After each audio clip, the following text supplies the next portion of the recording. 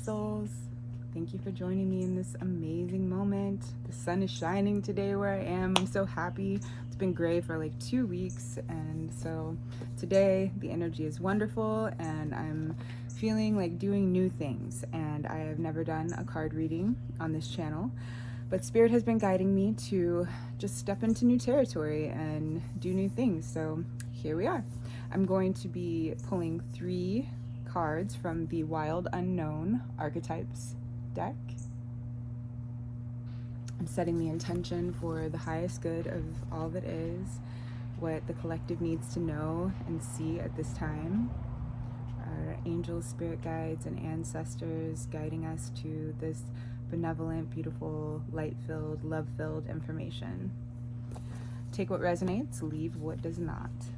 Okay, before I came on to record this, this card right here came out, so I'm going to use this as the first card and then draw 2 more. It's the Ocean. It's a beautiful card.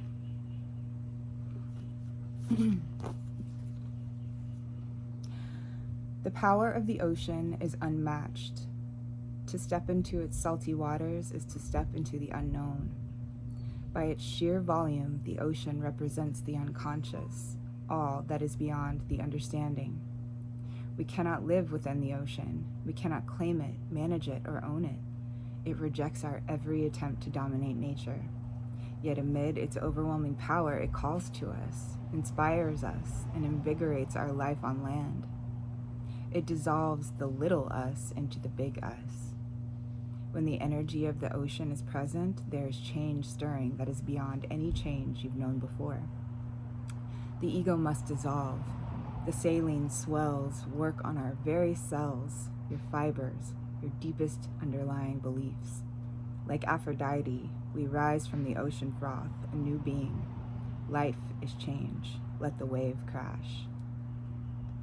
And it says, study waves, touch their surface, get in the water. No matter where you live, each drop is part of the whole. The ocean is in every tear. The ocean displays every emotion without shame. To witness its glassy, moonlit surface and its unforgiving storms is to know the full spectrum of human experience. Yeah, so this speaks to me of our deep subconscious, where all of our deepest programs lie, and emotions that are so deep within us that sometimes we may not even realize that they're there until something may come as a large trigger and things may come to the surface, sometimes in really inconvenient ways. But the more comfortable we get with diving in deep and feeling that like voidal space, kind of like if you were down in the Marianas Trench, unable to see around you, you would feel like you were floating in the womb of the mother. If you could relax there, rest there, and surrender to the unknown, things would start to speak to you and to surface, and you could become familiar with these things without there having to be an eruption of sorts, like a volcano. Out of the ocean they come. And we would begin to see the archetypal makeup of who we are and how it interplays with our outer world. And I feel like the more we can tune into those archetypes and the fabric of our being, the more power we have in this waking dream. When we understand these key ingredients of who we are, then we can play the roles more efficiently without trying to suppress or push them away.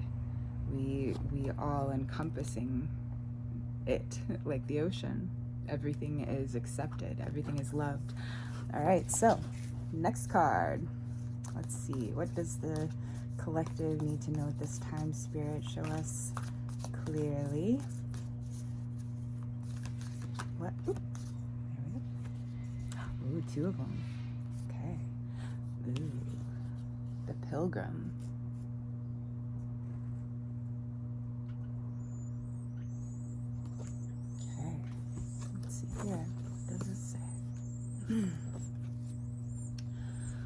For the pilgrim, an outward journey is always an inward journey.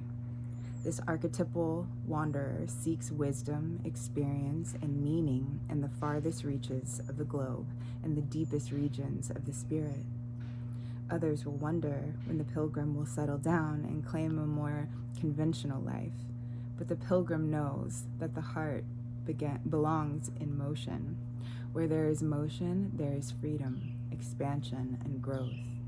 Responsibilities, social conventions, and logistics lull us to sleep, and soon the pilgrim becomes veiled in the slumber of the day-to-day. Yet when this archetype awakens, it rallies our senses of adventure and leads us out the door towards new reality. With the pilgrim at your side, you will never lack courage, nor do you need every amenity. Travel light, travel soon. Your spirit needs it. I feel like this is such a good message for me right now. Okay. Even in the stillness of meditation, the pilgrim feels the movement of the heart towards what it loves.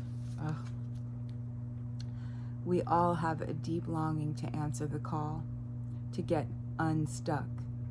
What are the obstacles between you and the door? Yeah, earlier I was actually contemplating, whether or not to take this trip to Florida.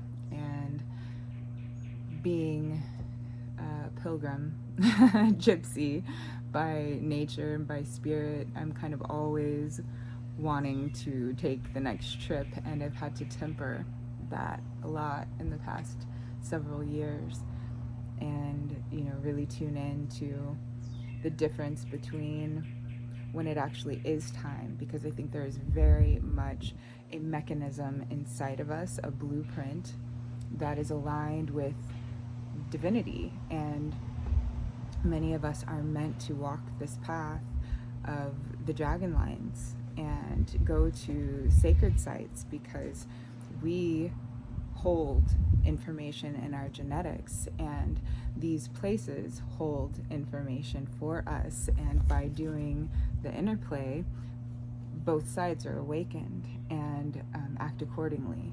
So we get upgraded by Gaia's information as we upgrade Gaia and tell Gaia what is needed by going. And then, when you come back home, you spread that new upgraded information out to those around you. And that is, probably my soul's deepest love and work on this planet, is to go and be a part of that kind of work.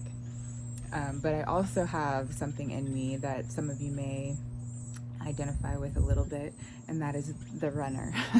And so there's that aspect of self that's like, things kind of suck right now, or things are boring, or I feel like I'm in a pressure cooker, I'm gonna go. And then, running in order to escape from the mundane, the responsibilities, the, pressure, conflict, you name it. So there's those two things that come up in my personal psyche, and maybe that is relative for you as well. Okay, and the other card that came up is Apocalypsis. A gorgeous card. Oh, these images of this deck are unbelievable. I'm in love. Apocalypsis. Let's see. Thank you so much for being here with me, doing this new thing. It's so cool. There we go. Okay.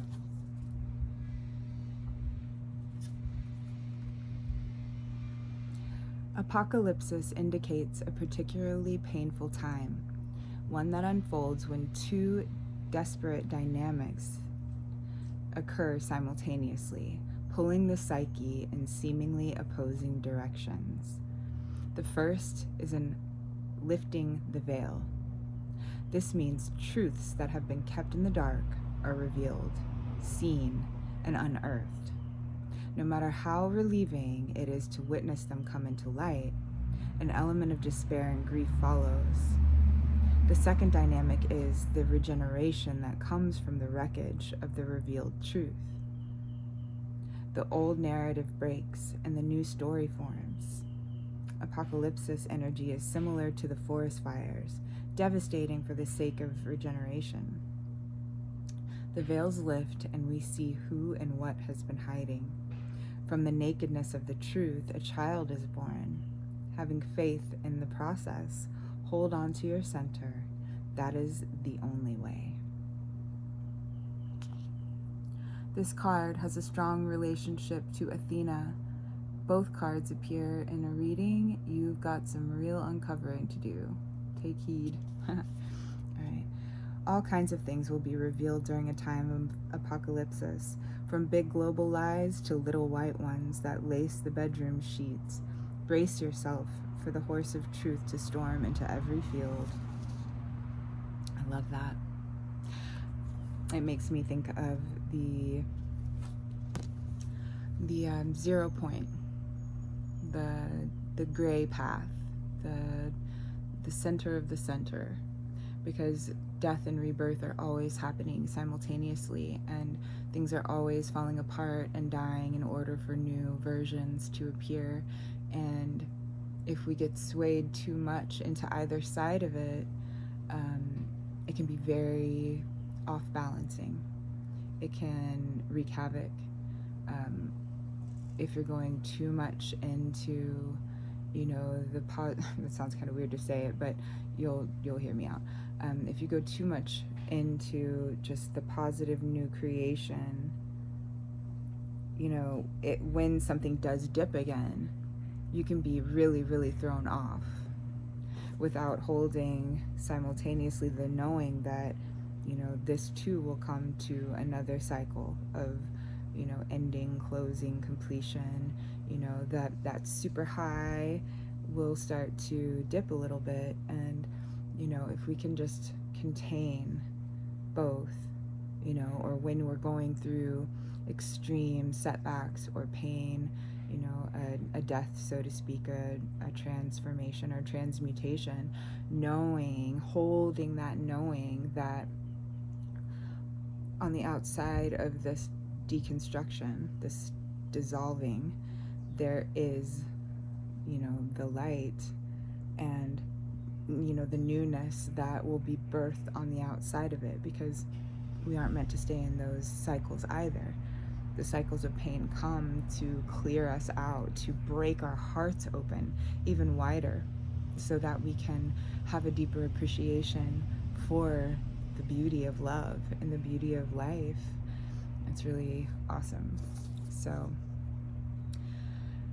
yeah, it's like during these times of challenge, not being afraid to really dive in to what is in the subconscious, what is falling apart, so that we can see the root causes of the falling apart, of the towers that are meant to fall because the foundation maybe wasn't strong enough, or it's outdated, outmolded, it's thousands of years old, so we need to build something new, and so being brave enough to embark on that journey into the depths, so that you can then outwardly take a new approach, a new journey, with wide eyes and bushy tail, brand new.